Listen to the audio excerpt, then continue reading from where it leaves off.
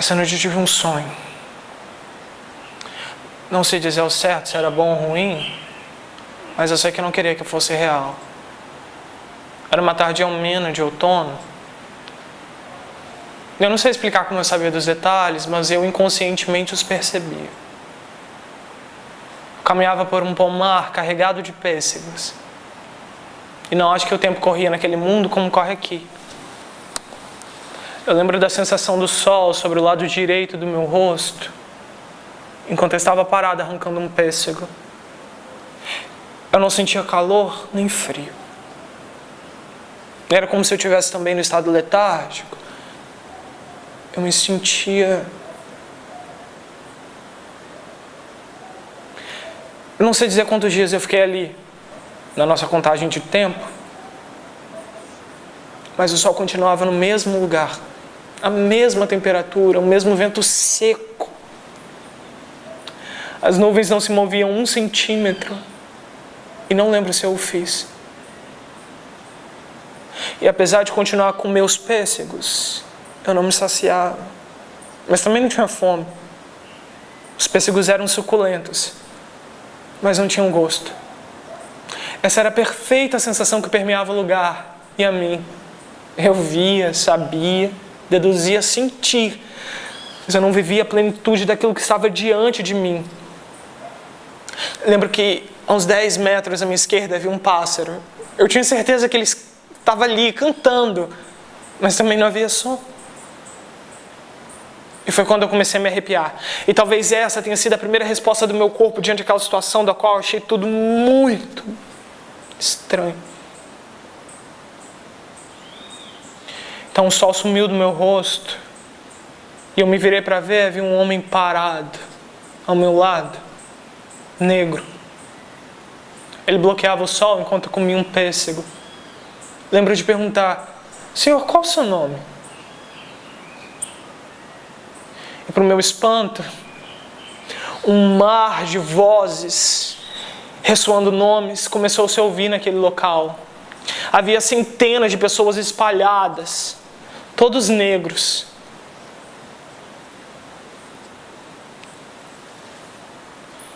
Uma voz em particular não cessou quando as outras se calaram. Ela continuava a ecoar, dizendo: Ícaro, Ícaro, Ícaro, Ícaro, Ícaro.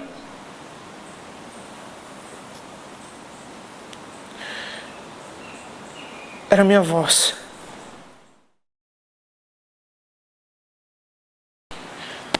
Seria Ícaro meu nome? Mas como tudo ali, eu sentia a familiaridade do nome, mas não podia sentir que eu pertencia a ele. E foi pensando no meu nome, que um clarão tomou conta do pomar, seguido por um estrondo. O que antes eram burburinhos daquelas pessoas se tornou um ruído insuportável. Entre gritos e correria, todos corriam na mesma direção. Uns gritavam socorro, outros gritavam corre, ou enquanto outros ainda paravam pelo caminho para levantar os que haviam caído. Eu estava profundamente confuso, atônito. Um sentimento de tristeza brotava, não como uma adaga transpassando o coração, mas como uma fina raiz plantada no âmago de mim. Corre, Ícaro, corre! Aquele homem passou ao meu lado esbravejando. Havia algo de belo nele, algo familiar, algo bom. E se ainda assim ao vê-lo, um certo temor me invadia, seu toque, ao me puxar pela mão, suavizou a minha tristeza. Sem pensar muito, eu segui ele entre aqueles corpos, cortando aquele cheiro, fluindo entre aqueles gritos. Mas mais à frente uma neblina engolia os corpos negros, como se eles nunca tivessem estado ali. Os gritos cadenciavam e perdiam na fumaça branca a sua eloquência. E eu tive medo de continuar correndo. Mas o medo do desconhecido era ultrapassado pelo sentimento de morte que nos perseguia, nos impulsionava a caminho da neblina. Eu tropecei no corpo de uma criança que chorava agachada no chão. O corpo de uma criança.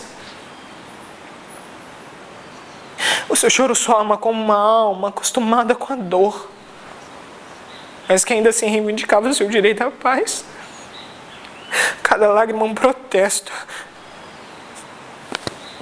Eu vi a criança, eu vi Deus.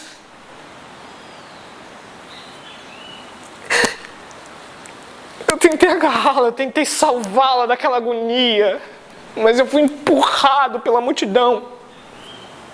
Eu não ouvia mais os gritos, apenas o choro daquela criança ressoando nos recantos escondidos da minha alma. Pobre alma! Foi então que, sendo empurrado por aquela onda de gente, eu fui engolido pela neblina. O choro da criança se afastou diante da queda que eu e aquela gente enfrentava.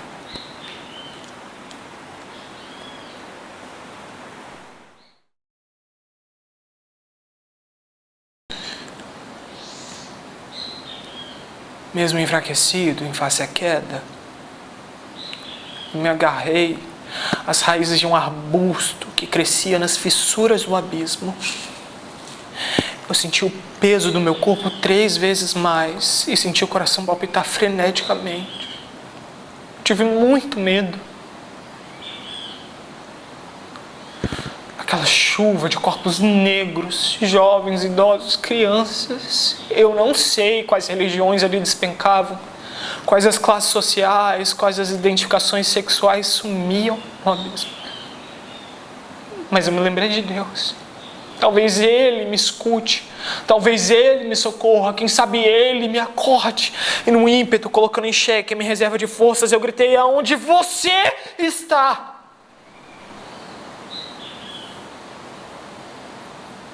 As minhas mãos escorregavam.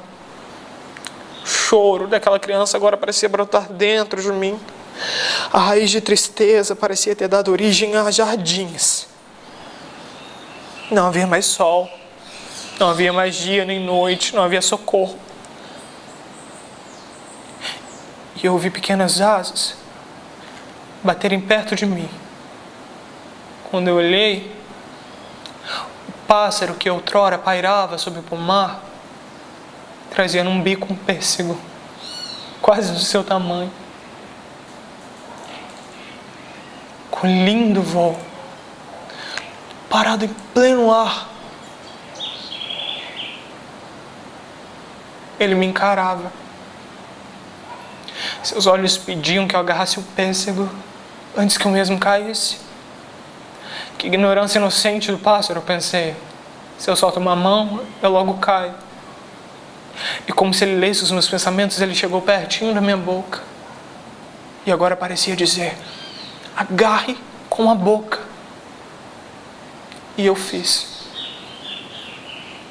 Com o bico livre, ele disse: desfrute. E voou. Ele voou. Talvez em face à morte, a minha pobre alma delirava. As minhas mãos se soltaram, suas asas ufaram. O pêssego em minha boca, seu bico livre, meu silêncio, seu canto, meu corpo pálido e a sua plumagem vívida.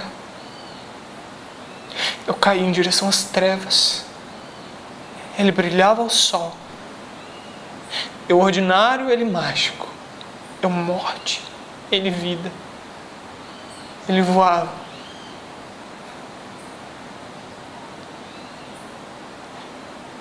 Eu caía.